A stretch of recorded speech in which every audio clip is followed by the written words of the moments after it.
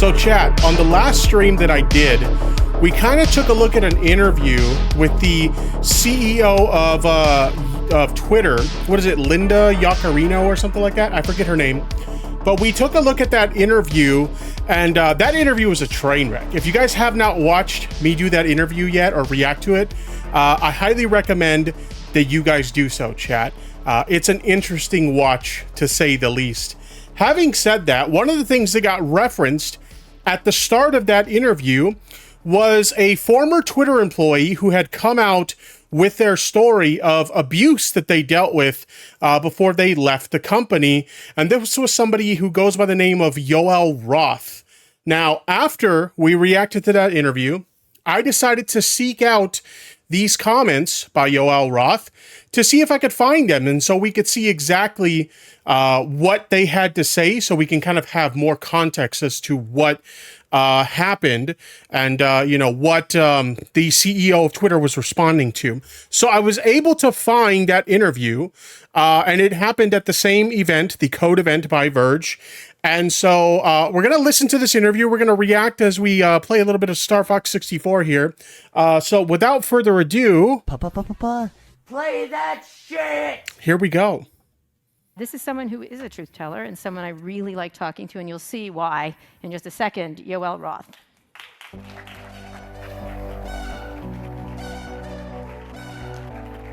Now, I will say I did watch a little bit of this just to get a basic idea of kind of like what we're dealing with here. I didn't watch the whole thing, but based on the little bit that I saw, it's no wonder that this person was very frustrated and chose to leave Twitter, because some of the stuff that they had to deal with as a result of Elon Musk and the platform, I honestly don't blame them at all. But anyway, let's continue. We also coordinated our outfit. Always. Here. This is like nutty. I aspire to dress like a stylish lesbian. Yes, and you've done it. And once again, you've done it. Anyway, how are you doing? I'm all right. So you were the last minute add to and a replacement for actually... Surprise. For Mary Barra, who's the CEO of GM. She was busy. So how's the strike negotiations going? No, wait, wrong question. I'm excited you're here, and you happened to be in Los Angeles, and we were going to do another interview, so it worked out perfectly. Yeah. We did an interview in late 2022, after about a year ago, when you left Twitter. And it was a month before you left, Elon Musk, who's the owner of Twitter, tweeted, "I recommend following Yoel for the most accurate understanding of what's happening with trust and safety at Twitter." But you left for a number of reasons soon after that, within a month. And I remember when you were in the call, I think I described it on Pivot like a hostage crisis. But anyway, leaving that aside, you said to me, I was weighing the pros and cons of an ongoing basis. I knew my limits were, and by the time I chose to leave, I realized that that even if I spent all day, every day, trying to avert whatever next disaster there was going to be, there were ones that got through. And Blue Verification got through over written advice prepared by my team and others at Twitter. We knew that what was going to happen. It's not that it was a surprise. It failed in exactly the ways we said it would. So it kind of seems like when Elon took over Twitter, like he just kind of said, this is what we're going to do. And, you guys are just going to do it. He wouldn't take any feedback that was given by, the teams that were working at Twitter, the people who were already in place before he took over. It looks like he wasn't willing to take any of the feedback that they gave seriously. He was just basically like, this is what I want you guys to do, and you guys are going to do it, whether you think it's a good idea or not, essentially. I'd like you to reflect on that now, about what you were thinking at the time, because I think you were surprised and disappointed. Yeah, when I left Twitter, I reflected on nearly 8 years at the company and really on what had been my dream job. Like, I can truthfully say I had a job that was hard. I had a job that exacted some significant consequences, but it was a job I would pick over any other if I could still pick now. Not you stayed in the transition for people. You stayed. Yeah, Go ahead. I did. And I stayed because I cared about the platform. I cared about the role that it plays in the world. I'm sure many of us in this room were Twitter addicts. And I thought the platform was significant for the future of humanity and democratic deliberation. I also came to realize that there was only so much that one person or a team of people could do at the company in the face of overwhelming pressure to change it. And maybe that pressure would prove to be positive in the long run, but my experience was that it wasn't, and that at a certain point, I was taking personal costs for decisions that were made against my advice, against my team's advice, and really against common sense. When I Imagine landing a job that you view as like your dream job and you've been working there for so long, right? And new management takes over and you kind of have this job that you view as, like I said, your dream job. And suddenly you're miserable working there because the person that takes over is running things in a way that you really don't agree with. And it kind of makes it a miserable experience to work there. This is something I think a lot of people can relate to. I can even say that I definitely relate to it. I've definitely been in work environments where I really enjoyed what I did for a living and someone new takes over and it just kind of goes from being a rewarding career to now it's just a job. Like these things happen and they're really frustrating when they do happen. To have, you know, a job that you look forward to waking up and going into work every day and then all of a sudden it's like, well, you know, this job kind of sucks now and you kind of have to weigh the option in your head. Is it worth, you know, staying here and dealing with the bullshit? Or should I just go and move on to something else? And it sounds to me like it was frustrating enough that they decided to just move on.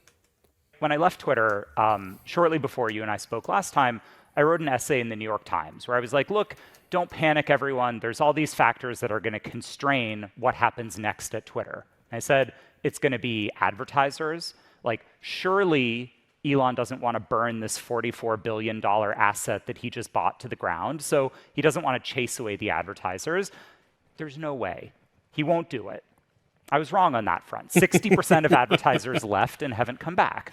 That's a problem. Then I was like, all right, forget advertisers. There's going to be regulatory pressure. The Digital Services Act in Europe is now in force.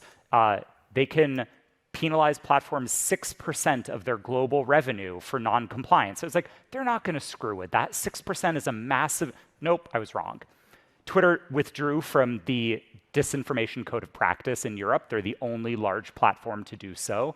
And just today, Commissioner Jourova has said that Twitter are tempting fate, that they are an easy target for enforcement. And so, all right, I was wrong on that point as well. And then the third one, I was like, you know, they're not going to mess with the app stores. That one was more complicated, because I gather that Elon and Tim Cook went for a walk in Cupertino, and everything is now kind of copacetic. But I wrote all of this expecting Twitter to behave rationally. I wrote this expecting a company that would play by the rules and pursue its self-interest. That was the company that I had known for 8 years, and that's sort of how we expect large businesses to operate. And that's not what happened at all. Again, that can be like super frustrating when you're working for a company or you're working under the leadership of someone for like so long and you get used to like the culture of the company and the business that you're working for and the way they do things and how they operate and things of that nature. You get used to the way things are done and then someone comes in and they change everything. It can be extremely frustrating. And suddenly the workplace that you've worked in, he said, you know, he's been working there for 8 years. Suddenly the workplace that you've been working in for 8 years isn't the same place anymore. And someone just kind of comes in and says, this is the way you're going to do things now. And if you don't like it, tough shit, right? They just start cleaning up house. They start laying off entire teams of people. They start changing the focus and direction of a company that's been on a good direction, you know, for, you know, what you perceive to be a good direction for quite some time. Like, these are things that can be extremely frustrating to deal with when you're just someone who's just an employee working for the company, just doing your best to do your job and do what you think is best for the company, make suggestions to the leadership on how you think things could be better. And then this person just doesn't care. They're like, well, thank you, but no thanks for that advice. We're just going to continue to move on anyway. All right, let's talk about what happened, because it was a troubled business. Let's be clear. I make this point out. They had issues around advertising. They had issues around size, around innovation, about fast moving. Mark Zuckerberg actually just addressed that in an interview, which we'll get to in a minute. Yep. And he said exactly what we all said. This is not innovating fast enough. So there were definite. When he took over, I thought, oh, finally, someone's going to change something. I had exactly the same and we exchanged a number of emails that were very hopeful about what was going to change. And you stayed, so you decided to stay. But you also said you refused to lie. You had things that you were going to do. You refused to lie, and that one of my limits was if Twitter starts being ruled by dictatorial edict rather than by policy, there's no longer a need for me or my role or doing what I do. This is the reason you left, correct? It is. Twitter was not perfect. It was flawed for all of the reasons you pointed out, and I would add another really big one, which is it had giant safety and security problems. I did the work that I was doing because I wanted to try to improve them, but Twitter... I can definitely believe that Twitter had massive problems with safety and security on the platform. We've definitely seen issues where, in terms of like safety, there are things that take place on the platform that should not be taking place. Issues like doxing, for example. These are issues that Twitter has openly stated in the past, even before the acquisition by Elon Musk, that they took very seriously. But as somebody who's seen, my colleagues in the creator sphere get doxed on Twitter or, things of that nature, and have seen how poorly Twitter handles these things, I can personally attest to the fact that they may say, or they may have stated publicly that something like doxing, for example, is something they take very seriously. And when they see reports of that stuff, they take immediate action against it. They don't. I've literally seen many examples of creators or users of the platform getting doxxed, and you report that shit and they don't do anything about it, right? So it doesn't surprise me at all when they're saying that. And then in terms of security, we've seen a lot of glitches, especially this year, where the platform has features let's say Twitter circles, for example, where you're only supposed to see those if somebody gives you access to see them. And then there's a glitch that allows anybody to see your circles. So a lot of people's private posts that they had just for their friends in their circles, suddenly a bunch of people that aren't meant to see them, they get to see them. Or something like, hey, I've blocked this person, but they can still see my post. And this is still an ongoing issue.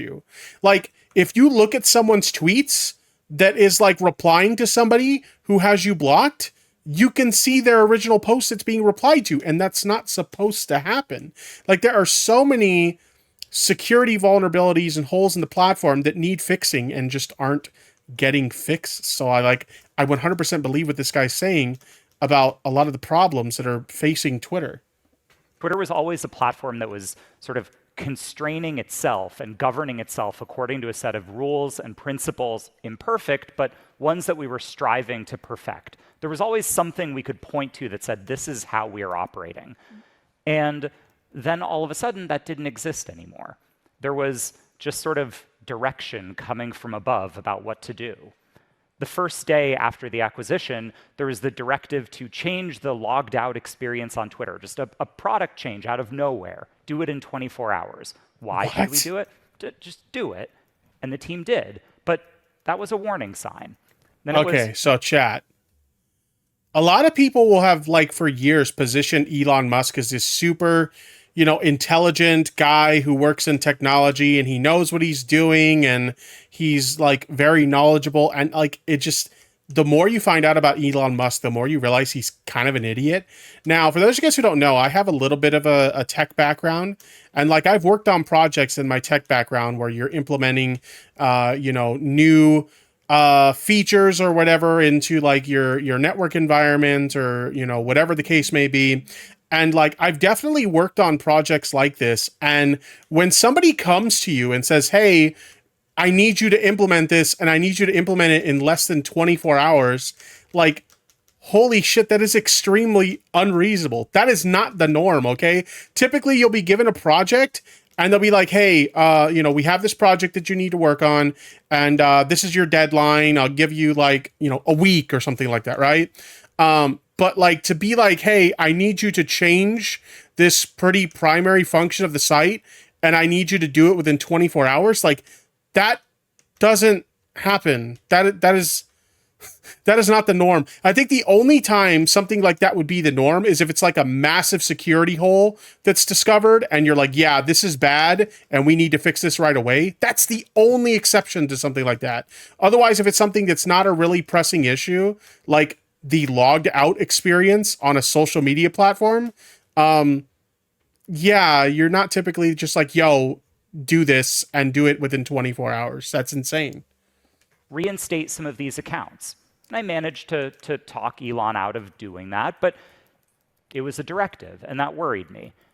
And we've seen it more and more in the months since. We've seen that the company makes impetuous decisions about banning journalists for talking about the location of Elon Musk's plane, and then it reinstates them, sort of, and then it blocks links, No, and that then it guy's over on unblocks them. Threads now, but go ahead. All of this reads to me like a company that has abandoned the rule of law, not just the laws of the land like the Digital Services Act, but also the laws that it imposed on itself, the operating principles that guided it Which as a some company. criticize. We'll get to those things. But you also told me one way of streamlining the work of trusted. Yeah, there's a lot of things that seem to fly contradictory or seem to come off as contradictory to the terms of service of Twitter, or even like the things that Elon claims he wants to do with Twitter, but he's not actually doing. Like, for example, one of the reasons he expressed an interest in Twitter in the first place is he thought the freedom of like being able to pass on information through platforms like Twitter and freedom of speech was a very important thing. And it seems like to him, it's freedom of speech, but only the kind of speech that he agrees with. Because we've definitely seen situations where like there's speech that's allowed on the platform now. We talked about this last time. There's an insane uptick in hate speech on Twitter. But like we've seen like certain types of speech that weren't previously allowed on Twitter. They're allowed on Twitter now. But other types of speech that, okay, you're the free speech guy, suddenly that stuff's not permitted anymore. And it's really insane, and it doesn't really make a whole lot of sense in regards to what he's claiming he wants to do with the company and what he's actually doing with the company. Chinchilla in the chat says a lot of rules for thee, but not for me. Yeah, exactly. It really does kind of feel that way, doesn't it? Exactly. And safety, I guess, is to have fewer rules, what you're saying. What's been the result of that in your estimation? And in terms of what's gotten worse, is there a good reason for doing it? Yeah. You know, I think Twitter comms are really terrified that I'm here to trash the company right before their CEO gets on stage. Like, I promise I'm not. So that's part of the reason when we watched the interview with the CEO, why she was so flustered, because this guy literally came on and shared his horrifying experiences working at Twitter literally right before she came on, chat. So this guy came on, shared his horror stories, and then she came on immediately afterwards. And this was not originally like a planned interview. This was like a last minute thing because apparently like the CEO of GM was supposed to be in this time slot. And for one reason or another, they couldn't make it. And so they needed like a last minute like fill-in slot. And this was the guy that they got. So yeah, it's like... It kind of explains, it's a little bit of the context as to why she was so flustered. You know what I mean? Anyway, but she was weird in general, to be fair. No. I deal in facts, right? I'm a university professor. Let's talk about facts. By the way, I'm sorry. They can all handle it, so go ahead. I would hope so. They're paid the big bucks. Yeah. Want the title. Turns out university life is not as financially lucrative. Right. So no, like let's look at the evidence. We have seen just this week a study out from researchers in Europe talking about the prevalence and spread of disinformation across all of the major platforms. I will give you one guess which platform has the highest degree of spread. It's Twitter. Mm-hmm. We have also seen research that suggests that the prevalence of hate speech and abuse on... Didn't Twitter also like fire a whole team that was like their job? Their whole job was to prevent the spread of misinformation on their platform. And one of the things Elon did when he took over is immediately just get rid of those people. Seems like he's really concerned about the spread of misinformation on his platform. On the platform is higher. We've seen independent research that suggests that ISIS has staged a 70% return on Twitter. This isn't like free speech. This is ISIS, right? Like we're not talking about the gray areas of content moderation. I feel like you can shit on every other social media platform, you know, your YouTubes, your Facebooks, your Instagrams, all that stuff. I feel like there's plenty of reasons to shit on those platforms, but I think if there's one thing you could applaud those platforms for, I've never really heard of, you know, terrorist organizations being allowed to have a presence on their platform just out in the open. Like, we've definitely heard situations of like, you know, advertisers pulling out because like YouTube was found to have like, you know, Coca-Cola ads, for example, running next to like ISIS videos. But like, what did YouTube do when that situation was brought to their attention? They got rid of it. You know what I mean? They didn't allow it to continue to exist on the platform. They're like, okay, you know, the press has brought this information to our attention. Let's go ahead and let's do something about it, right? But like Twitter, their presence exists on the platform, and it's just kind of like, okay, yeah, sure, whatever, no big deal. Like, what? Any measure, it's worse, except by Twitter's measures. So let's actually talk about those, right? So Twitter partnered with a company called Sprinkler, and they put out a study in May talking about the prevalence of English language hate speech on Twitter. And their data was impressions on English language hate speech are 0.03% of impressions on Twitter. I'm like, wow, what a tiny number. That sounds amazing. Let's break down what that actually means. So first, this is a completely non-auditable number. Right? We are talking about data shared in private between Twitter and one of its partners. This is data about the number of views that a tweet gets, data that nobody can confirm. And it's made available on a privileged basis from Twitter to a select partner whose existence as a company is dependent on continued access to Twitter. That seems to me... So it's just fluff data. It's data it's meant to make the company look good, but it doesn't actually mean anything. Because if you can't vet the data, or you can't like peer review it in some way, then what does it even mean? Can you even trust that data to begin with? No, like it's literally meaningless. Its sole intent is to make it look like the company cares when they don't actually give a shit at all, essentially. Me like a slight conflict of interest, but like, fine, let's set that aside. Don't worry about it. Second, the study is saying impressions on hate speech. This is based on a machine learning model that predicts if something is hate speech. Is the model good? Is it bad? What was it trained on? What are its biases? We don't know. Peer review is a pain in the ass. Transgo Jade in the chat says Twitter needs a fluffer. True. Every academic will tell you that, but the reason that it exists is so you can answer these questions in a satisfying empirical way. You can say, if we're talking about hate speech, it is defined in a rigorous way.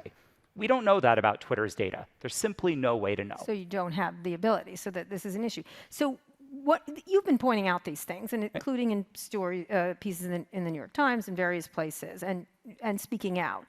But after you left November 10th, Elon's attitude towards you changed very significantly, and he put you, I would say, in deep harm by mischaracterizing a paper you wrote long ago. Explain what you wrote and what he did. Yeah. Oh boy. Listen to this, chat. So remember, this guy mentioned earlier that when he was a part of the company and he was part of like the trust and safety team, Elon had literally directed the public like, hey, if you guys want to know what's going on with Twitter trust and safety, this is the guy you ask. Like, he literally like forwarded everyone to this guy and said, this is the guy you need to like talk to for accurate information on what's going on with our platform, right? He leaves the company because he's not happy with the direction of the company, understandably so. He doesn't really have faith in the company that he's been working for the past 8 years anymore, under the leadership of Elon Musk. Listen to what Elon does to this guy after I'm honestly surprised this hasn't resulted in a lawsuit, because it should. It's that bad, chat. Listen to this shit. So, long ago, when I was a graduate student, I was studying dating apps. And this was back in the early days of dating apps being a thing, and I was writing pretty critically about the trust and safety efforts that some of these platforms employed. Specifically, I was writing about the gay dating app Grindr, And I said, look, even if this app says it is only for people who are 18 and over, we all know that kids lie. And even if platforms really, really wish that nobody under the age of 18 would sign up for them, they obviously will. And so platforms have a responsibility to deal with that. This is true. We've seen this a lot on a bunch of social media platforms. Like, for example, YouTube. YouTube, I think their minimum age requirement on the platform is 13 years old. And there are tons of people who watch YouTube that definitely aren't 13 years old. Like, they've signed up for an account and inflated their age just so they can get like access to the site when, according to the terms of service, they're not supposed to be on the site to begin with, right? So like, this is a very common, we used to see this back in the day with MySpace. You know, kids who shouldn't be on MySpace, they were on MySpace. Same thing happened with like Facebook. Same thing happens with Twitter, for example. Like, kids will sign up for these platforms they're not supposed to be on. And when it's something like a dating app that people kind of, you know, put in the back of their heads, out of sight, out of mind sort of thing, young people probably sign up for these services too, even though they're not old enough to be on these platforms as well. I actually remember specifically a situation. There was like a really well-known case. I forget the name of the guy who was affected by this, but basically he signed up for a dating app and he met a girl on there that he went on a date with. They ended up having sex. And later on, this guy ended up getting charged with a crime because this girl lied about her age. And he ended up unknowingly hooking up with like an underage girl. Like, that's insane. And it's the sort of thing that like, you would think that this wouldn't happen because of the age requirements of these sites. But whether we like to acknowledge it or not, younger people do lie about their age sometimes. And they do sign up for these services sometimes. And so this guy basically wrote a paper critical of like these platforms saying, hey, we need to do better to prevent these sort of things from happening. And wait till you see what Elon did when he found out about this paper. It's disgusting. You have to live in the real world, not the imagined Problem world. shared by Facebook and many others. Everyone. Right. This is just a statement about the reality of the internet and the responsibility that Thanks for platforms the money, have you to deal with fucking it. simp. And so Thank you. Disney Aviation Roller Coaster Enthusiast 2019 donated $4.99. Remember when Inside Edition reported ASP got fired from Twitter? Did that happen? I didn't know that. I was unaware of that.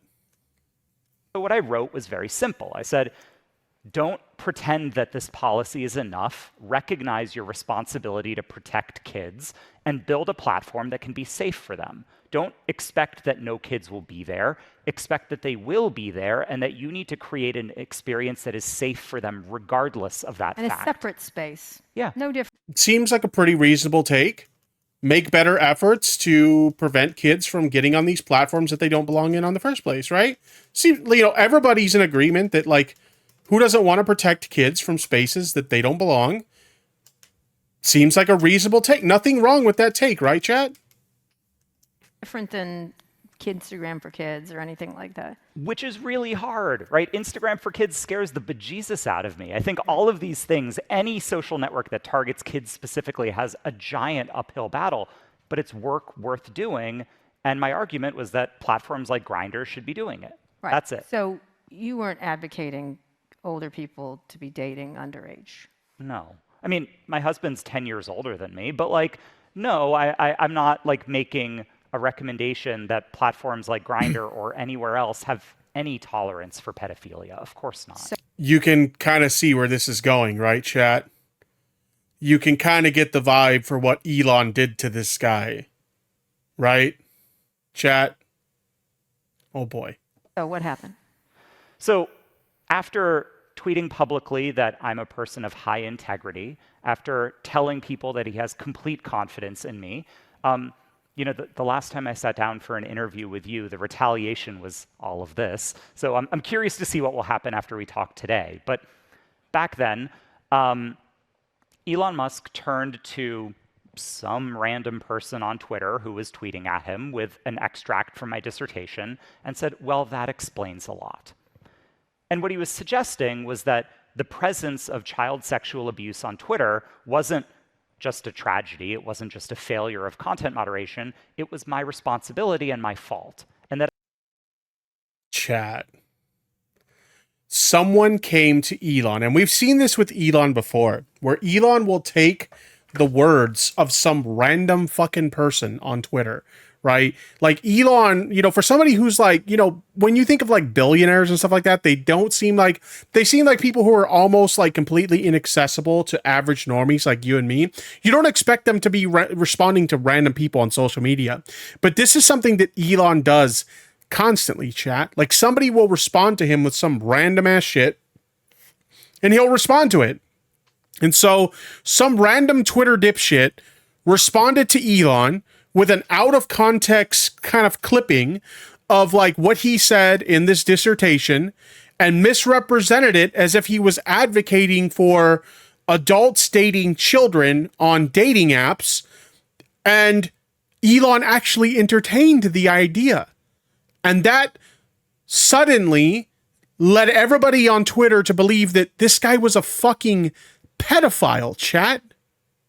This is someone he previously held in high regard in his company when he first acquired Twitter. And now, because some random dipshit, because this guy leaves Twitter, he decides he doesn't want to work for the company anymore. He leaves Twitter. And because some random fucking loser on Twitter misrepresents an argument he was making in defense of children on these platforms, suddenly he's being labeled a pedophile. And hundreds of thousands of people on Twitter are harassing this guy because Elon entertained this bullshit idea of him being a pedophile. Unfucking believable. Like, if I were this guy, I would use every cent that I have in my possession to sue the fuck out of Elon Musk. Like, holy shit, right?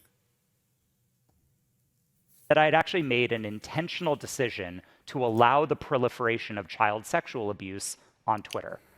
Nothing could be further from the truth, but it was a smear tactic. It's one that... So this is a common problem on Twitter, and it's something that a lot of people have known is a common problem on Twitter for quite some time. You have people who are openly, literally announcing to the world that they're pedophiles. They like to call themselves maps on there. And they're like openly, like, you know, some of them will be very blatant and open with their sharing of like child pornography and like exchanging of child pornography. There have been very public court cases involving Twitter where, like, I forget the person's name, but there was somebody who like was literally suing Twitter because child pornography of them was uploaded to the platform. And then when they reported it to Twitter, Twitter literally responded to them with, "We don't see a TOS violation here." So child pornography of this person continued to be allowed to circulate on the platform while Twitter did fuck all about it. So this is something that's been known to be a problem on the platform for a long time. And so here's Elon, after this guy leaves the company, right? Essentially blaming him for the proliferation of child porn on the platform. He doesn't even fucking work there anymore. What is the matter with this fucking guy? That explains a lot. What the fuck is that supposed to mean, Elon? It's deployed commonly against LGBTQ folks, and it worked. So tell me how you lived for the past year. In transit, I guess would be the polite way to put it. Shortly after this happened. It's true, though. Like, this is a common thing that's used against, you know, LGBTQ communities, making them out to be pedophiles and groomers and stuff like that.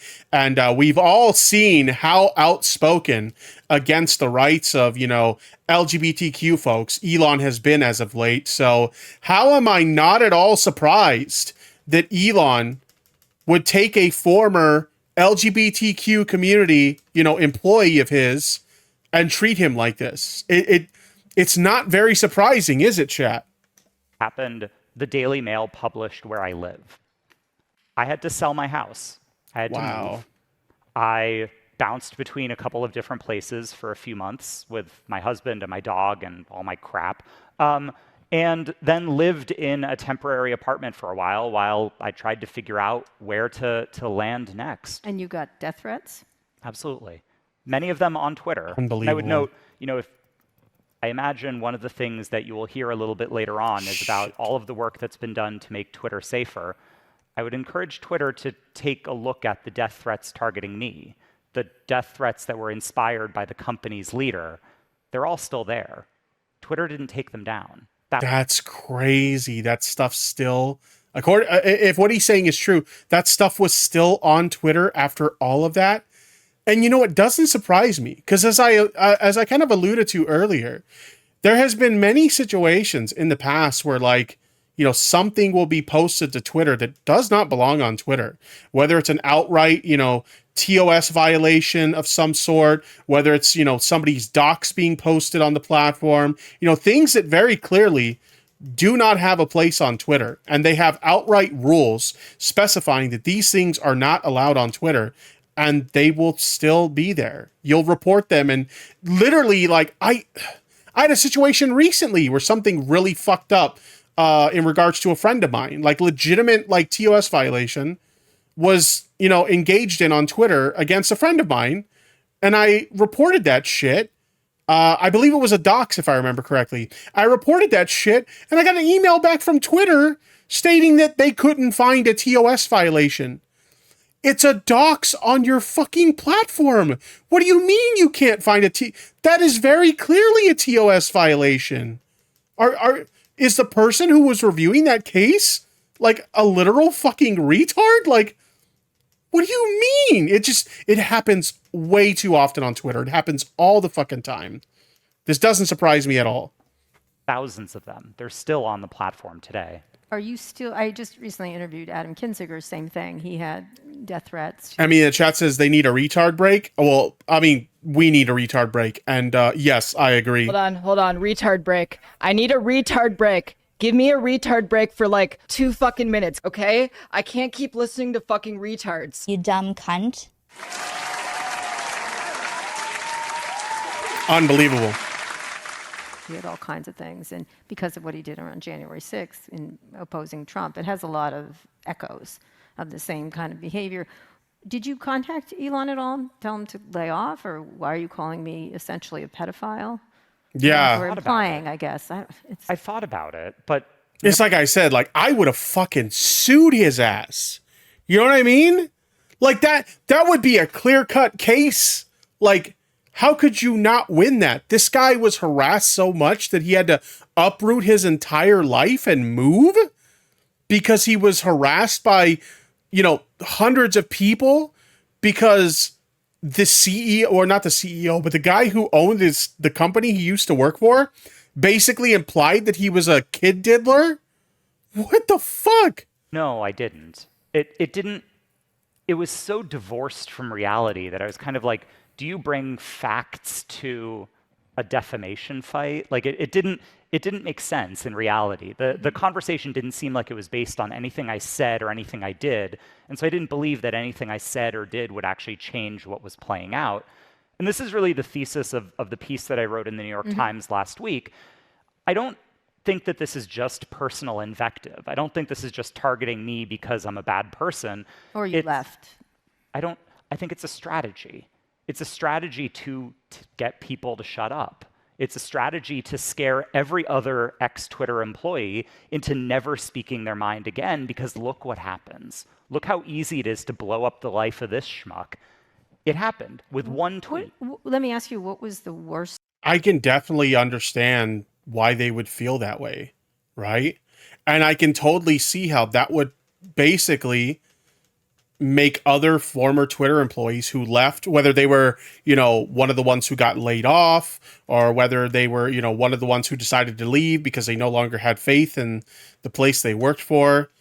You can definitely understand how watching this situation play out on the public stage, on Twitter, how seeing this would lead people to not say a peep. You know, I have serious issues with the current direction of the platform, and I'm not a big fan of the way the company's currently being run. And, you know, these are the grievances that I had with the company that led to me departing, you know, from the company. But I saw what happened to that guy, so I'm just going to keep my mouth shut because I don't want the same thing to happen to me. It's really scary if you think about it, right? This is the kind of shit you would expect to see like an evil villain in a movie do, not someone in like a real life company. Yet here we are. Like, anybody who thinks that Elon Musk is this like super amazing fucking guy that should be worshipped as this like tech genius, he's not a genius. He's just a fucking asshole who happens to have a lot of money. That's really all he is. He gets way too much credit for what he actually is. He's a piece of shit. Threat that happened to you. Not, I don't want to dwell there, but what, were you scared? You know, I've been getting death threats online for years. Yes, Kellyanne Conway was your first. Was the first person who really put me out there in public. That was an interesting one. Yeah. But, you know, I don't believe I've had it the worst of anybody who has been harassed online. Far from it. But that's a common thing that a lot of like queer people on Twitter have to deal with too, is like constant harassment from really insane and unhinged fucking people. It's really unfortunate that you would think in this day and age that things would be different, but this is still a very prevalent problem for queer people on social media. It's really unfortunate that this is still such a big issue. At a certain point, you start to lose perspective on what's realistic and what isn't. When day in and day out, you're getting emails and text messages and DMs and tweets saying that you should be thrown into a wood chipper for what you have done to, you know, sexualize children or to undermine democracy, at a certain point, you have to ask yourself, like, is this real or is this not? Is somebody going to pull up a wood chipper in front of my house? Which, by the way, now they know where it is because the Daily Mail published where it is. Right. Like, jeez. You have to, every time you read That's one of awful. these things, go through this mental anguish of figuring out, is it real, is it not? So, yeah, whether you're under threat. No, it's terrible. I actually talked to Paul Pelosi about this, which was another And, tweet. you know, the people who try to defend this as a matter of free speech say, thin-skinned, like, why would you take it seriously? This is just people saying things on the internet. That's not the experience that anybody who has been abused online will attest to have. Okay. If you've ever either known someone who has experienced like legitimate abuse on the internet, or you've ever experienced legitimate abuse yourself, I would go as far as to say that maybe 90% of the people who make death threats and stuff like that on the internet, they're just talking shit. All right. They're just trying to scare you. But there is that very small and very unhinged group of people on the internet that legitimately will inflict actual harm on you. Whether that's something like, you know, reaching out to sponsors of yours to try and get you to lose business, whether that's reaching out to your employer to try to get you fired from your job, whether that's, you know, attempting to hack your social media platforms or into your bank accounts and stuff like that, whether that's something as serious as like swatting. Like, I know it's easy to just kind of write off like, oh, these are just people talking on social media. They don't actually intend to do this, because there are so many people that'll say really fucking stupid shit and not, you know, go through with it. But that doesn't mean that your life is still not in danger when people engage in this kind of behavior, because there are people who are absolutely fucking insane and will absolutely engage in the behavior that they say that they want to engage in with you. It's not something that should be taken lightly. You know what I mean? Anyway. One of the things I always said is one of the reasons the internet is more unsafe than it should be is because the people who made it never felt unsafe a day in their lives. And that's always been my thesis, general thesis. Not all of them, but a lot of them. But let's talk about the use of lawsuits. Elon uses them. A lot of people are using them now, and threats against those he and other people oppose. It's not just Elon, it's a lot of people. It's a strategy. As you said, you wrote, private individuals from academic researchers to employees in tech companies are increasingly the target of lawsuits, congressional hearings, and vicious online attacks. These efforts, largely staged by the right, are having their desired effect. We've stopped having a conversation about the facts. We've stopped having a debate about which ideas are good, which ideas are bad, good research, bad research. We've sort of entered this phase where silencing people has become the de facto way to advance your interests. And this is playing out really, really clearly in the academic domain. hundreds of university researchers, people who are not usually in the limelight, they're writing some papers, they have some graduate students. University researchers are now getting sued and are subject to discovery in these lawsuits and have to turn over thousands of emails between them and their students and about research projects for ultimately frivolous and vexatious lawsuits about, I don't know, censorship or something. These are, to be clear, not people who could ever censor anybody on any social media platform, but they're now being sued and they have to do it. All the people I cover who used to talk to me regularly will not talk to me. It's pretty nuts, right? When a lot of the people who are going on and on and on constantly about free speech, those are the same people who are so quick to resort to lawsuits as a tool of censorship. And I'll say, like, I don't have a problem inherently with, like, lawsuits. There are definitely times when you may need to file a lawsuit against someone for an extremely valid reason. And that's fine. You know, whatever you have to do to protect yourself or, you know, recoup any damages that you might have gotten for one reason or another, et cetera, et cetera. Like, there is a reason that these type of legal actions exist. But I just find it really bizarre that so many of the people that like to yammer on constantly about free speech and, you know, anti-censorship and stuff, they have no problem employing lawsuits as a way to silence people.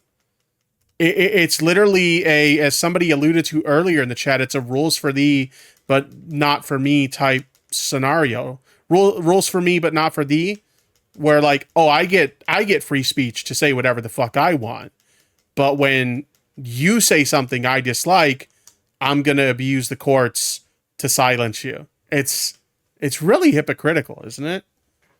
On the record, none of them. It's really, they're terrified. Now, let me be fair. The critique is that the left does this too in the cancel culture, academics, the corollary next sentence being universities are weeding out professors for having dissenting opinions, social media companies are booting or disclaiming those that disagree. I agree with you, but it's not the same thing. But give us a nuanced argument a 1,200-word piece can't have. What's that defense? Because there's censoriousness most certainly on the left. Yeah, look, I think the refutation here is, I think the phrase is you're decorum pilled. It's this idea that like, if people aren't behaving with perfect decorum, then you can silence them by attacking the manner of their expression rather than the content of their ideas. And I'm actually pretty sympathetic to that. I haven't read the Musk biography yet. I know we're going to talk about that, but like my husband flipped through it. I did that for everybody, so you didn't have to. Excellent. My husband flipped through it, and he gave me his review. And he said, you use a lot of profanity. And for anybody who knows me, that's broadly accurate. I'm actually very surprised I haven't yet cursed on stage. But the question is, like, is that legitimate? Is that a question of decorum? And are my ideas delegitimized by the fact that I use profanity? I think having those kinds of arguments gets silly. You should be talking to people about what they're trying to argue, what their points are, and what their evidence are. And we end up in these slightly silly conversations about who's using the right word for what, and are you saying it in the right ways? I think all of that undermines the quality of the discussion. I want us to have a conversation about evidence. When we talk about how much hate speech there is on Twitter, I want to have a conversation about the methods behind the study. Is the data real? Is it 0.03% or not? And we've moved so far away from that. Right, and that's the way they do it. Let's talk about the effective tools to fight back. Narrative tours like your op-eds or in this discussion, lawsuits like ex-employees are pursuing, in the case of Twitter at least, regulation, government inquiries like the FTC consent decree. Can any or all of them work when it comes to arguing with the person who's the richest person on earth? And then you call for regulation and pulling out of tricky countries in your op-ed, which seems unrealistic. Yeah. Look, I think the regulatory time moves a lot slower than internet time. And so I think we're going to see lagging effects here. But it is inevitable. I think if the European Union has proven anything, it's that they are willing and able to regulate large companies and push them to abide by the laws of the European Union. And so if I had to make a prediction, it would be that it won't be right now, might not even be a year from now, but there will be consequences. The question is how much damage happens between now and then to individual people who work at companies like me, to the quality of the conversation on Twitter, to the platform itself. I think there's a lot that can be done before regulation catches up with reality, and that's what really worries me. Okay, so, and yet you're still, it's not just these ridiculous tweets from Elon, it's Jim Jordan, his goose chase of you, and I'm going to call it a goose chase, whatever he does, and Chris Krebs, who worked for Trump and was fired because he told the truth about the election denialism. What is the status of that and the impact? I saw his badly written letter to you. Where is that right now? They're investigating you for being the great censor of. You don't particularly strike me as the most powerful person on earth, but no, please disabuse me if that's the case. I don't believe so. But no, I'm one of hundreds of academics who have received letters from Jim Jordan and the House Judiciary Committee saying that they would like to interview us. And these interviews are not public. The transcripts of these interviews are not public. But you are asked questions for hours. And to be clear, I already testified about everything that I know in front of the House Judiciary Committee for 5 hours in February. Public, yeah. Like, that already happened. But there's more questions, I guess. I haven't had the interview yet, but there have been many others who have.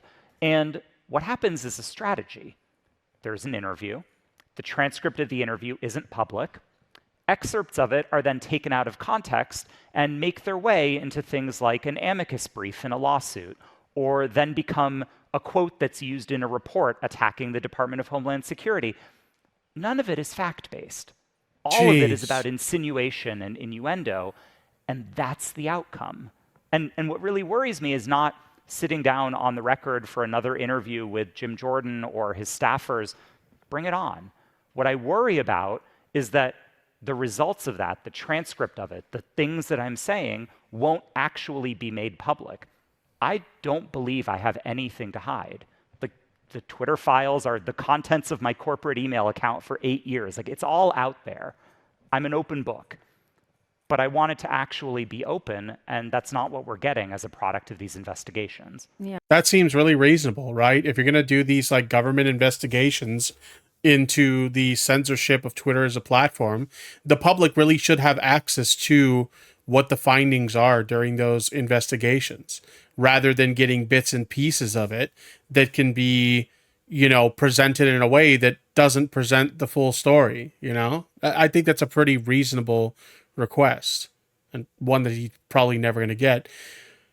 Don't ever do an interview that won't be public in regards to public interest, obviously, says Fembro in the chat. Yeah, fair. Yeah, that investigation at the Twitter files seemed a little light. Yeah. I think by the time I left, my corporate Gmail account was like 150 gigabytes of stuff.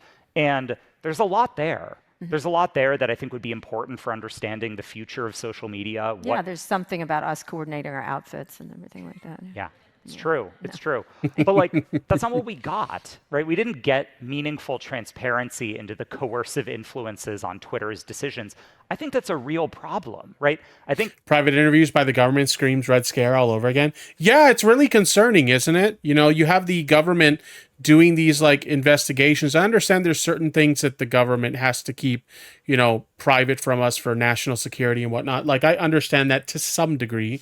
But when you're talking about something like investigating a platform like Twitter and making sure that the way they run things is on the up and up, is there any valid reason why those findings can't be shared with the public? I can't think of one.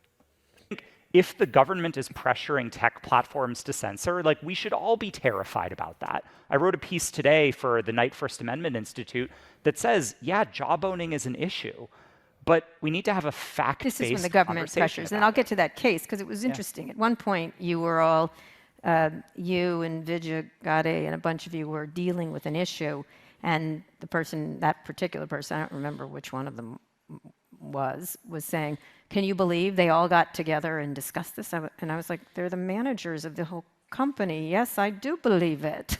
Like, I believe we were doing our job. That's what I said. You may or may not have made good decisions. That's very different.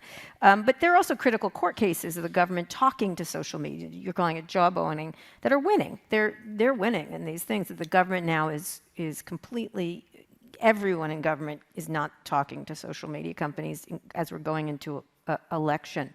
What do you do if you were still running trust and safety? What do you do then? You're not hearing from the government critical things, whether it's CISA or whoever. This scares the crap out of me. Like, when I think about the biggest risks that we are facing in 2024, it's actually not even if these court cases succeed. This is the interesting bit. A lot of elements, 9 parts out of 10 of the Fifth Circuit's ruling in Missouri v. Biden were actually overturned. The decision was most of the communication between governments and platforms can happen. But after that happened, did you see governments start talking to platforms again? No. The meetings are still canceled. Nobody's talking. The strategy works even when it loses in court, and that's really what worries me. It's a chilling effect. You don't actually need to prohibit government from talking to platforms. You just need to scare them into not doing it. It's what they're doing to academics, it's what they're doing to folks working in government, and it's what they're doing to the platforms themselves. And the result of it is they don't know what's going to happen, so they'd rather be Exactly. judicious, correct?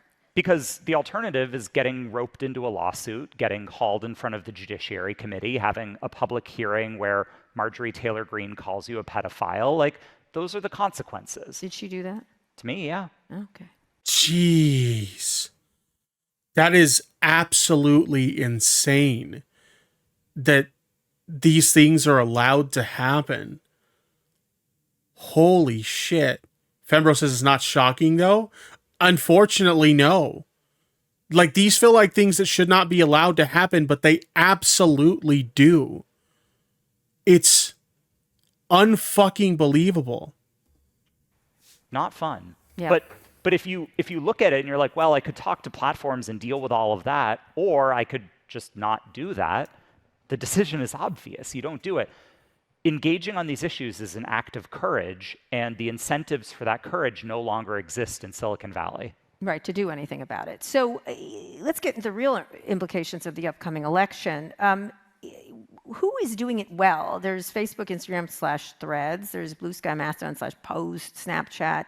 Who is doing... Is Threads even worth mentioning, honestly? Like, does anybody use Threads? Like, Threads just got the ability to access your Threads account with full functionality on desktop, like, I don't know, like a couple weeks ago. But, like, I don't know anybody that actually uses Threads other than Jazzy Girl in the chat that just said they use it. I have a Threads account, but, like, I don't really use it. Like, I have the app on my phone.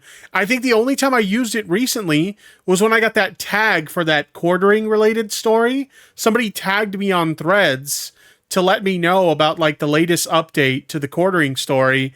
And if it wasn't for that tag, like, I would have never even used the platform on that particular day. I just happened to look at my phone and I was like, somebody tagged me on Threads? People still use Threads? Like, holy shit. Who can do it well, or are they all just like, we don't have to do it anymore? All right, I'm going to say something really controversial. Okay. I think TikTok are doing it well. Oh, wow. Okay. So let me caveat this by saying I don't use TikTok. Really? I don't allow it on my phone, and I don't allow my husband to have it on his phone on our home Wi-Fi. I've also written previously about why I worry from a national security standpoint about... It's better than Twitter and busier than Blue Sky. I really like Blue Sky, personally. I kind of like the fact that it's got a smaller, more niche user base. But that's just a personal preference for me. Which, by the way, I have a couple of Blue Sky invites. Maybe if I remember to do so, I'll give those away today during stream. I don't know how I can do that, but we'll figure it out. Maybe I'll give away a couple of Blue Sky invites. TikTok. Mm-hmm. But of all of the big platforms, of all of the VLOPs, the very large online platforms, as they're called in Europe, only one of them hasn't laid off their trust and safety staff this year. It's TikTok. Jeez. And they continue to invest heavily in addressing misinformation. They continue to invest heavily in identifying inauthentic behavior. Bracket, would they find it if it was coming from China? I don't know. But I continue to see them actually invest in these areas because they're worried about getting banned, but they're still doing it. So I think one thing that's interesting though about like TikTok is I know he's praising TikTok for their efforts on trust and safety, but like I almost feel like in some ways they actually take that kind of thing like too extreme, because like if you've ever been like a TikTok user, people get banned on TikTok or they have content removed on TikTok for the most mundane shit. Like some of the stuff that gets people banned on TikTok, it's like there was a time when like the two most strict platforms on the internet were Twitter and Twitch. And like honestly, TikTok gives both of those a run for their money in terms of being excessive with the things that they kind of engage in enforcement against. But I don't know. That's just a personal opinion. At least that's the way I view it. TikTok are doing a good job here. And no, everybody else is pulling back. Other than the new platforms, right? Like, I'm seeing that we're about out of time, so I'll end on perhaps not a no, I've got a couple more. I get to stay here as long as I want. I made this conference. The perks of being Kara Swisher. So on an optimistic note, like we are in probably the most exciting moment in the last 15 years of social media, because finally there's an incredible amount of investment in building new stuff. We are seeing a lot of new entrants. You named a lot of them. My personal favorite is Blue Sky at the moment, but it's anybody's game. Yeah, I really like Blue Sky. That's really cool. Because the only problem I have with Blue Sky, I know I just mentioned that I kind of like that it's a small niche community. The only problem with Blue Sky is overdue for opening up the platform to a broader audience. Like, I really think like there were so many missteps recently that Twitter has made where Blue Sky could have insanely capitalized on the misstep of Twitter, and they just dropped the ball. So like they are overdue for opening up the platform. They really need to get on board with that now, because it's a fantastic platform, but like nobody can access it. From a consumer standpoint, for the first time in 15 years, it's not something that's taken for granted that your network is on Twitter or on Instagram. It's wherever. Or you have many. Yes. Yeah, you know, I'm using Transgirl Jade, Blue Sky is full of woke scolds. I mean, it's not much different than Twitter if you really think about it, to be honest. If you really, really think about it, it's not much different than Twitter in that regard. But I don't know. I think that that's a problem that could probably be resolved by allowing more people access to the platform. You know, rather than having sort of like a small little echo chamber of we only have these types of people on the platform. If they would allow more people to be present and, you know, basically participate on the platform, then maybe that wouldn't be as much of an issue. But yeah, I really feel like that's an issue on Twitter as well. So, but anyway. using Threads a lot, which is interesting, which apparently caused Mark Zuckerberg said she must really like me more, and someone's like, no, she likes Elon less. I don't like either of them. I mean, whatever. I don't care. I don't honestly care.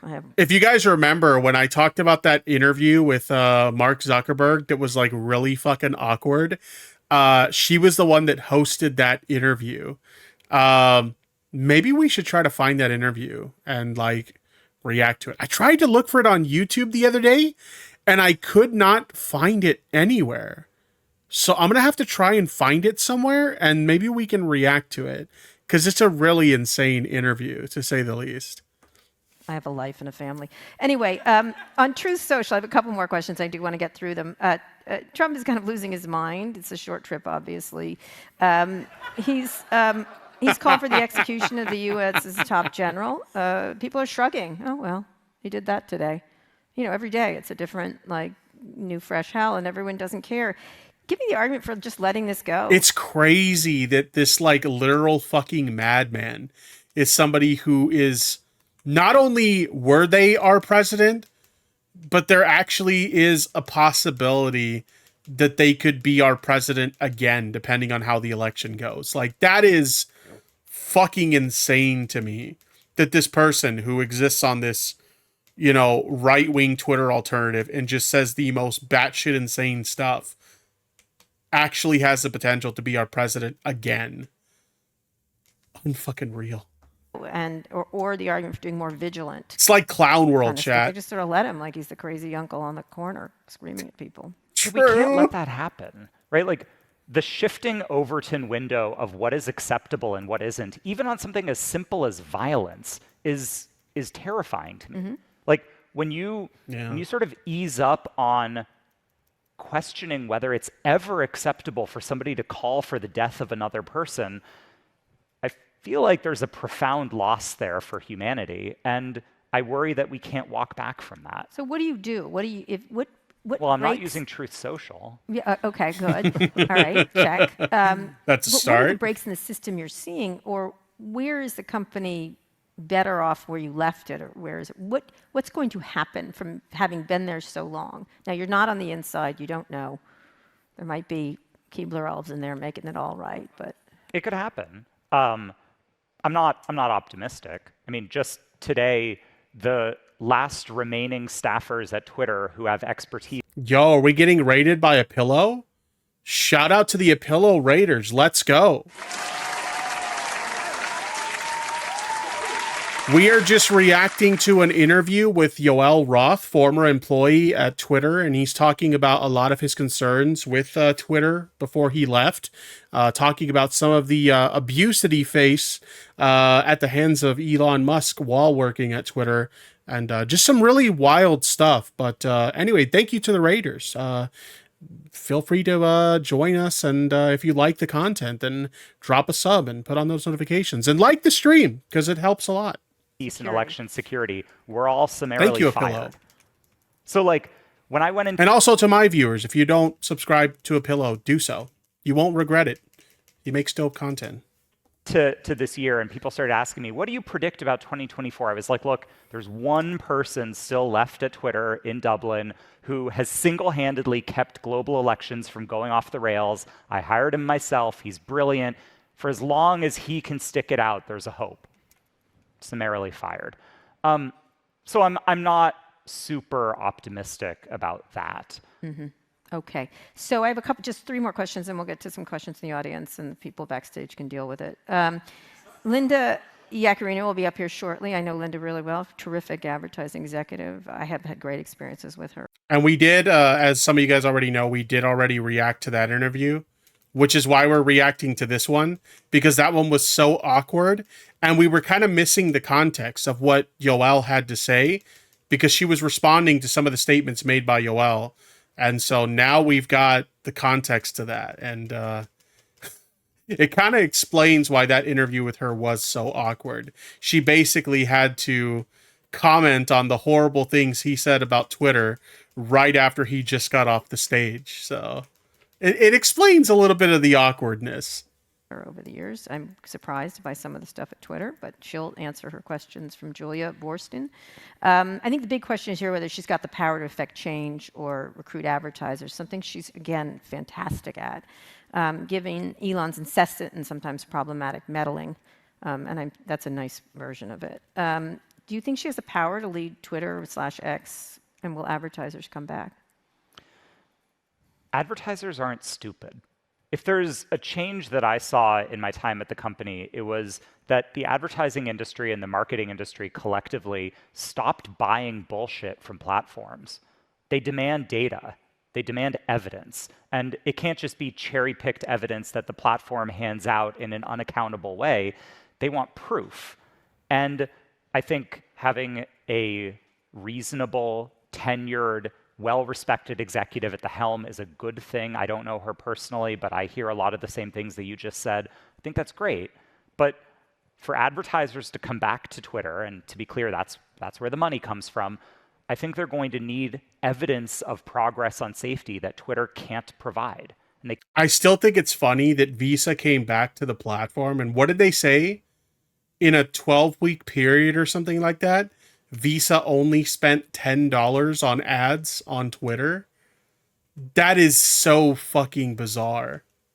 They can't provide it because Twitter is less safe now than it used to be. And what is the impact then of Elon? Is he the singular leader from your perspective? And can you have an effective content moderation organization where this is over here? He's talking with I haven't brought up the ADL at all yet. But that was just, again, the latest fresh hell. Yeah. If Elon is calling the shots, then that is a version of content moderation. But is it what Twitter's users are looking for? And is it what Twitter's advertisers are looking for? And I think the evidence suggests that it isn't. Twitter's own data about the number of tweets on the platform suggests that there's been a 75% drop in the amount of content on the service. 3/4 of the content on Twitter went away from its peak. That's their numbers. That should be really scary. That should be setting off alarm bells for Linda and for the rest of the executive team at Twitter. That sounds like a dying platform. Like, as somebody who lived to witness the rise and fall of like a massive social media platform like MySpace back in the day, this kind of loss in users is exactly what it sounded like when people left MySpace to go to, at that time, it was to go to what they perceived to be a better alternative, which was Facebook. You know, MySpace at the time, what really caused them to fail was they were kind of a platform that catered to a younger audience, and the platform wasn't really maturing. And a lot of those people were outgrowing what MySpace had to offer, so they migrated to what appeared to be a more mature platform in Facebook. That's really what contributed to the downfall of like MySpace, right?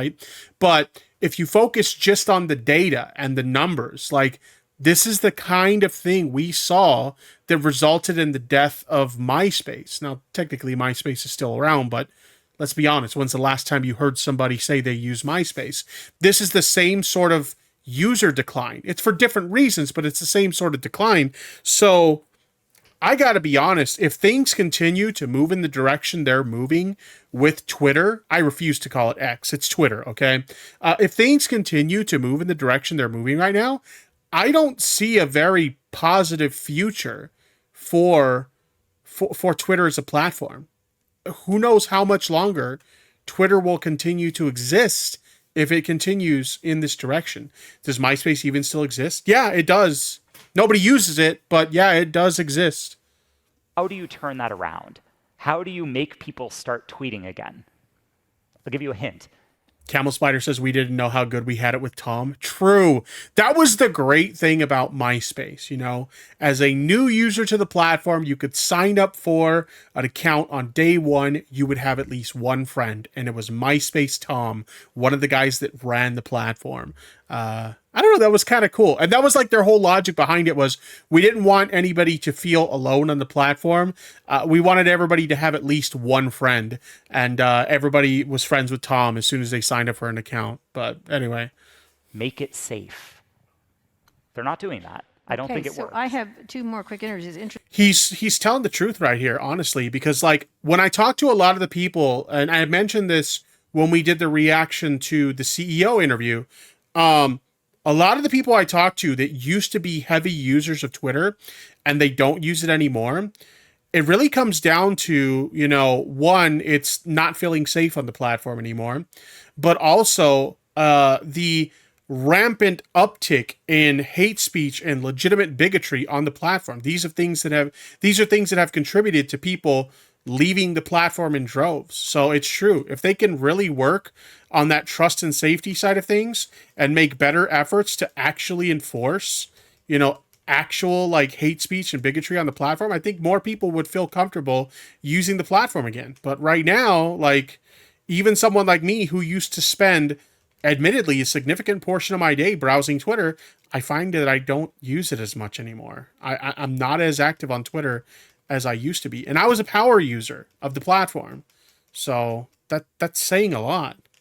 Interesting in this interview that Mark Zuckerberg did with Alex Heath, saying he was a change agent, and I believe that too. I do think he's been pretty polarizing. This is Mark saying, it's so typical. Pretty polarizing. Really, Mark? You're kidding. Oh, Mark Zuckerberg, he's funny. The chance that X reaches the full potential on the trajectory it's on, I think it's less than the chance than it was before. So do you agree with Mark Zuckerberg on that? That X is not on the most positive trajectory. Yeah, that seems like a safe statement. Okay. And you said to me at the end of our interview a year ago, it's my last question, when I asked you for any advice for Elon, before he attacked you, by the way, and you were very kind, I thought, much kinder than you needed to be, and you said humility would go a long way. And I said, ha, ha, ha, ha, no. I was dubious. And I Transgo J in the chat says all the hate speech is the reason I avoid Twitter like a plague. I have to deal with enough transphobes in my life as it is. I don't need that in my internet life as well. Yeah, I mean, that makes sense, honestly. Sorry about that. That makes sense, honestly, because, like, you know, if you have to deal with that shit IRL, why would you want to go to, like, you know, I feel like someone like you goes to, like, an online space for, like, their entertainment and to engage with like-minded people and stuff like that. Why would you want to, if you're already dealing with that kind of shit IRL, why would you want to go to a space that's meant to be like your source of entertainment and your source of engaging with like-minded people? Why would you also want to be harassed by literal hateful people on those platforms as well? It totally makes sense why you would avoid it, you know? But that's not the point of that. What advice would you now give to Elon, and what advice would you give to Linda? I'll start with Linda. I read the profile of her. I have some advice for Linda. You know, considering how much of a nightmare her interview was when we watched it, and how much, like, it's very clear that she is just there as, like, a PR mouthpiece. Meanwhile, like, Elon makes all the calls there. Like, he's the one running the show, and, like, she's just there to make appearances. If I could give any advice to her myself, run. Fucking run. In the Financial Times by Hannah Murphy, and I was really struck by her talking about the challenges that she experiences with abuse and harassment targeting her, and I truly feel for her. I genuinely do. Nobody should have to experience that. Not a CEO, not a journalist, not me, not anybody. Look at what your boss did to me. It happened to me. It happened after he sang my praises publicly. It happened after I didn't attack him. I didn't attack the company. I Quietly left. You wouldn't talk to me. I know that. And then he did that to me. If not for yourself, for your family, for your friends, for those that you love, be worried. You should be worried. Camel Spider in the chat says, yeah, Linda is just a puppet that will take the fall whenever all those crimes catch up with Twitter. Yeah, pretty much. I mean, she's the CEO, right? So, like, if anything bad happens to the platform, who's going to be the one that, you know, people are going to look to for answers? It's going to be her. It's not going to be Elon. It's going to be her. So, yeah, I feel like she, like I said, she's just there to make appearances while, you know, Elon runs the show behind the scenes, and then when things go bad, she's going to be the fall guy. Like, it really is that. So I know I jokingly said run, but no, like, seriously, she should really look at the way this guy was treated, take that into consideration, and decide, is this a role that I want to continue to have, or should I move on to something better, you know? I wish I had been more worried. And so I hope she is thinking about what those risks are and what she might face. And to Elon? I believe there are still people within Twitter who care about the platform, who care about making thoughtful, principled, evidence-backed decisions, and who advocate for Twitter's users. Listen to them. Give them space. Don't overrule them. And that's very hard to do. I wouldn't bet that it's likely to happen. But building a social network is really complicated. It's really hard, and it requires a lot of difficult decisions. You can't do it by instinct. You've got to do it by data. And I worry that that's not the decision-making style at Twitter anymore. On that note, questions? Hi, Ina Fried from Axios. I'm curious what your advice would be to the advertisers. In your piece, you wrote that advertisers would be, you know, a check on what Elon did. You know, many of them left, but a number, Apple, Amazon, continue to advertise. Cheech and Chong, don't forget them. Cheech and Chong. you know, Wait, really? yeah, A lot of a fucking lot. Cheech and They have Chong. great edibles. It's true. So many of the ads that I see on Twitter lately are for Cheech and Chong edibles. It's insane. Like, they must pay some serious coin with how often I see their fucking ads. No joke. Does one in the chat, if you've used Twitter recently and you've seen the Cheech and Chong ads? Like, am I the only one, or has anybody else seen these? I really want to see if anybody else is. We've got some ones. Okay, so some people have seen them. Okay. By the Yeah. way. Noted. But what responsibility do you think the current advertisers have? What would you encourage them to do? Should they all just leave? Do you think they can be a force for change? I believe they can be. I think advertisers are one of the most powerful forces influencing social media, and I believe they can use that power to affect positive change. I would encourage them to use it, but I would encourage them to use it thoughtfully and to demand rigorous data that helps them evaluate what's going on.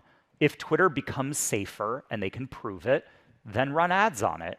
If Twitter isn't safer or they can't prove it, then don't run ads on it. But I would really encourage the concept of brand safety is having a moment now. Everybody's talking about brand safety. They're talking about the proximity of ads to hateful tweets. That's not how people think of platforms like Twitter. If I'm encountering hate speech on Twitter, I don't think about it as, is the tweet before or after an ad hateful? And if it isn't, then everything on Twitter is great. Hate speech is more than just ad proximity. Don't just look at brand safety metrics when you're evaluating this, but it has to come down to data. And I do believe advertisers are smart enough to demand that kind of information. Jay Peters with The Verge.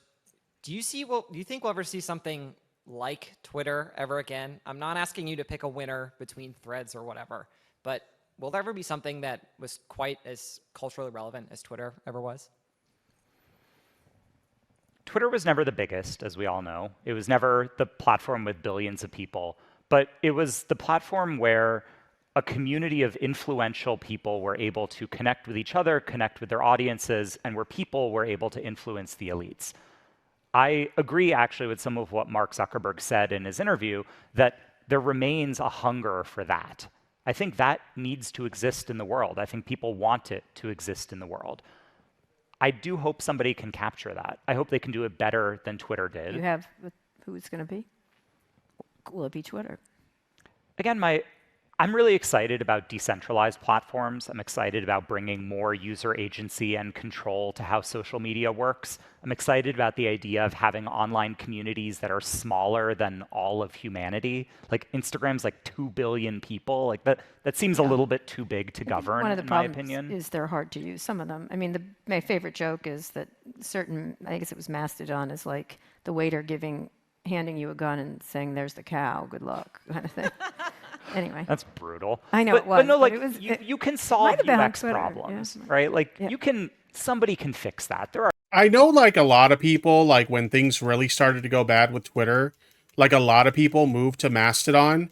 Does anybody... That's another one. It's kind of like Threads, but what's worse than Threads? Does anybody actually use Mastodon?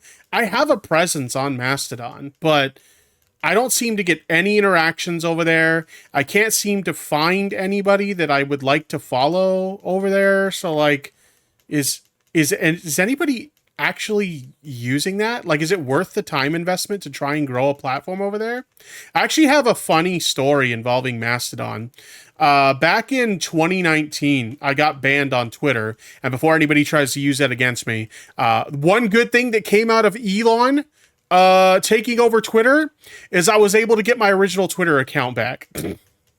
So I'm not ban-evading. I have my original Twitter account back, just in case anybody thought they would try to use that against me. But anyway, back when I first got banned from Twitter, one of the things I decided was to try and use some, like, alternatives. And one of the first ones I went to was Mastodon. And I got banned at the time from fucking Mastodon. And the reason they gave, get this, okay? Anybody who knows me knows I have never had any association with what I'm about to say. but they banned me on Mastodon for posting, quote, Gamergate related content. I have never had any association whatsoever with Gamergate, nor have I ever created Gamergate related content. But they still banned me from Mastodon, and that was the reason they gave, that I posted Gamergate related content. What the fuck? There are thoughtful designers who can solve that. Okay, good. Very quick. Hey, well, it's one, Chance two, from very Investor quick. Daily. Go ahead. It's so nice to see you. I'm so glad you were here. As a content creator, I just wondered how, similar to the Axios question, how can we sort of influence trust and safety? I left the platform Twitter after covering the Twitter matter last year in a lot of depth, and it was really sad when I had to leave because I just felt like it wasn't a place where I could keep contributing content anymore with what it's become. And sometimes that feels like the right decision, sometimes it feels like the wrong decision, and I just wondered what your thoughts were about, sort of Content creators. Yeah. People ask me, do you judge people who still use Twitter after everything that happened to you? And my answer is no. And the reason that I don't is because I think it's hard to walk away from an audience. If your livelihood is dependent in many ways on having that audience, on being able to reach people, if your theory of change in the world is being able to impact public discourse, walking away from that audience means sacrificing your ability to do what you are on this planet to do. Right. And so I don't judge people who use Twitter. But I would encourage everybody really to think about where you can find a new audience and to take your attention and the value that you are creating for these platforms to somewhere that is consistent with your values and your theory of change in the world. And it's hard to walk away from the followers. But it honestly, that's a big ask in a lot of ways, because if you've ever built up a following on one platform and tried to migrate that following to another platform, it is insanely difficult. I'll give you an example. When I first started streaming, I used to stream on Twitch. I had already built up somewhat of a following on YouTube through video content, but when I really got into streaming, I used to stream on Twitch. And trying to move my audience over to Twitch at the time was near impossible. I just couldn't do it. So inevitably what that resulted in me doing was, well, I'll just stream on YouTube then, because that's where my audience is at. It's one thing if you're a very large creator who has a massive following and maybe you can move to another platform, and because you are that big and influential, you can get people to make the move. But if you're something like a mid-tier or low-tier creator, I'd say I'm probably mid to low tier, it's difficult to get your audience to make the move. That's a big ask for sure. But find somewhere that is consistent with what you want to do in the world, and the audience will find you again. I've stayed there. I mean, I got there first. Fuck you all. I got there in 2007. I was like, I'm not leaving. And I don't put anything about my personal life on it now. And I block comments. And let me just say publicly, I get so many stupid right-wing people saying, how dare you block comments, as if I'm going to let someone vomit on me all day. But it's because I have never gotten attacked. Let me tell you, I used to be a very anti-block guy. I used to think that it was a bitch move to block people on Twitter or other social media platforms. But let me tell you, when you've had to deal with really shitty people over the course of an extended period of time, that block button be hella nice, okay? Until this year. That block button becomes your best friend. And the stuff I don't judge anybody who blocks anybody anymore. That's just the way it Anybody. goes. And it's my business. I don't feel like being vomited on all day, and I get that. Last very quick question, because they're going to kill me backstage. It's not that I care. I just wanted to leave with hope. Okay, And that as CEO now, she's not co-CEO, she's CEO, to give her that chance and that hope that she will bring brand safety to a great platform as X, and to leave it with Do you think that. she has the power to do so? I absolutely do. You He absolutely wouldn't have chosen her as CEO. Okay. Where do you work? The female quotient. Okay, great. Perfect. All right, we'll do that. We do have hope that. I hope so. Yeah. I really do. I'll close with what I told Elon when I quit. I told him, I'm rooting for you and I'm rooting for Twitter. This was before he called me a pedophile, so I will say, like, my opinion of Elon has shifted somewhat. Oh my But God. I'm What a rooting piece of for shit. the people who use Twitter to affect change in the world. I'm rooting for the platform and I'm rooting for its role in the world. And if Linda, as a leader, can make that platform a success, that will be a wonderful, wonderful thing, and I'm rooting for her too. On that, truthful, not neutral, fantastic. Thank you.